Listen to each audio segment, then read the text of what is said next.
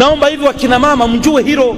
Kuna saikolojia ya mwanaume ni tofauti na saikolojia ya mwanamume, ya mwanamke. Kama mna hande waume zenu, zijue saikolojia za wanaume.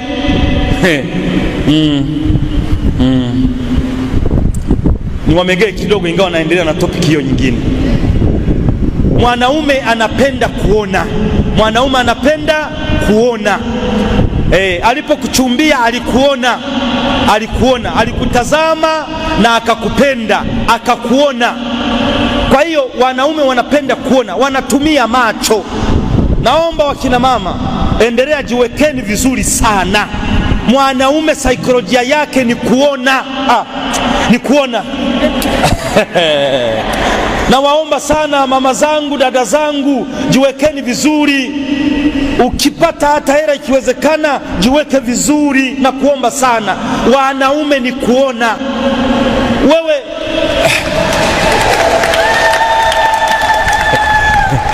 ukiwa nyumbani mko peke yenu, angalia na vazi unalolivaa. Usivae kitu ambacho kinakuweka haujakaa vizuri. Hapana, hapana. Hawa watu wanapenda kuona.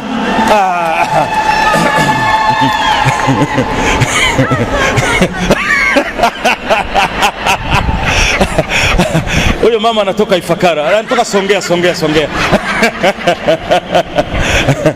Piga kitu kiko standard, piga kitu kiko standard. Tengeneza nywele zako, useme niko nyumbani, nimeshampata. Wanaume hawa wanapenda kuona. Usipofanya hivyo, hiyo ni Dar es Salaam. Hii ni Dar es Salaam, sio vijijini. Hapa ni Dar es Salaam. Na yeye anapotoka anaona watu wamekaa vizuri, watu wanakaa vizuri. Napenda kuomba mama, jiweke vizuri, meremeta, useme nimeisha mpata, ni wangu. Ndio maana Biblia inasema mtoto wa kike mfundishe usafi. Biblia haijasema mtoto wa kiume mfundishe usafi. Mtoto wa kike mfundishe usafi.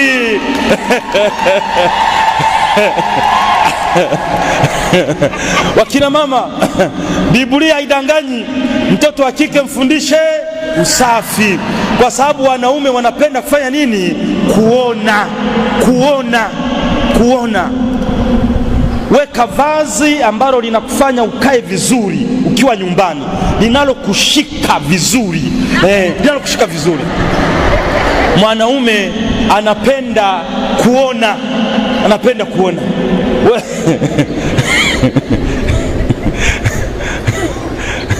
Mungu amekujalia pesa kidogo, usikose kwenda saluni. Mungu amekujalia, si lazima